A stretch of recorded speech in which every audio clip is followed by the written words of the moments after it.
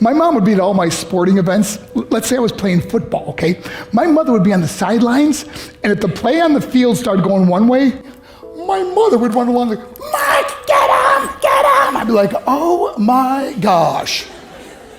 I'd get in the huddle with the other guys. They go, Mark, is that your mother? I go, no, I never saw her before in my life. See, the greatest gift my mother ever gave me, she believed in me. I have overdosed on drugs on 3 occasions where I should have been dead. But I believe I was kept here for a reason. You show me your friends, I will show you your future. How do I know this? I hung out with losers, and I became the biggest loser of them all because I gave up everything I dreamt about as a little boy because of who I chose to surround myself with. My friends would drive me home at 2, 3, 4 in the morning. We'd be drunk and high, laughing in the car. We'd pull up in front of my house in New York. They go, Mark, the light's on. I go, oh man, my mother's up. See, my mom wouldn't go to bed until she knew her son was still alive. I'd walk in, she'd say, hi Mark, how was your night? I go, it was good, Mom, I'm just gonna go to bed. She goes, can I talk to you for a minute? I go, Mom, I'm tired, I'm just gonna go to bed. She goes, Mark, I haven't seen you all day and all night. Can I please talk to you? I said, man, just leave me alone. You bug me. I'd slam my bedroom door on the one person who believed in me.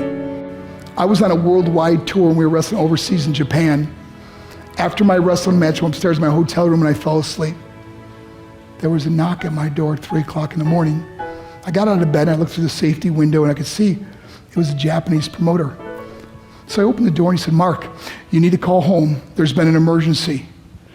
I went and got on the hotel room phone. I called back to the United States. I said, hey, what's going on? They said, Mark, I don't know how to tell you this. I said, just tell me what happened. All of a sudden they started crying. They go, Mark, I can't tell you. I said, just say it.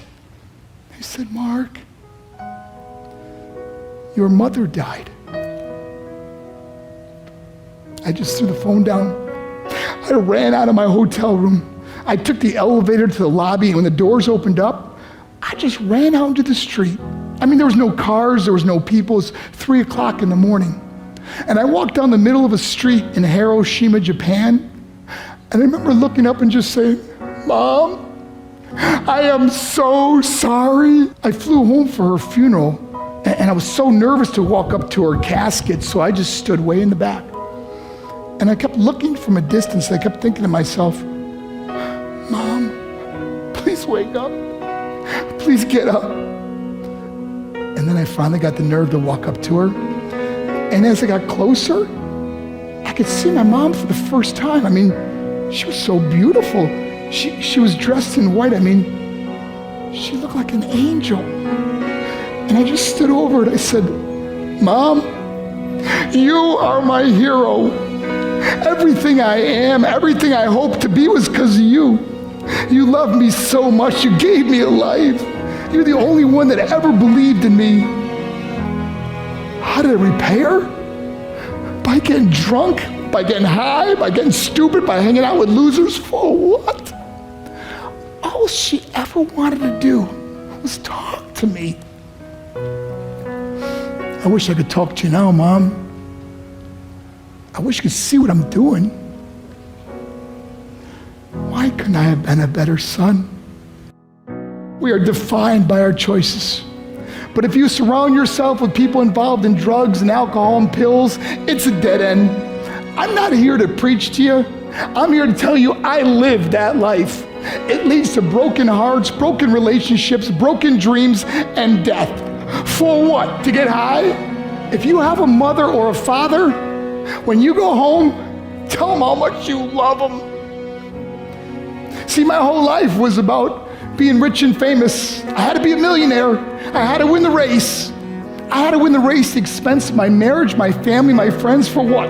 To be all alone in the world? I learned what is truly important, and that is how precious this gift of life is, and our families, and how quickly it can be taken away.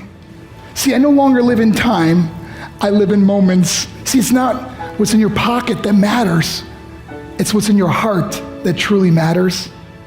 Love Love is just a word until somebody comes along and gives it meaning.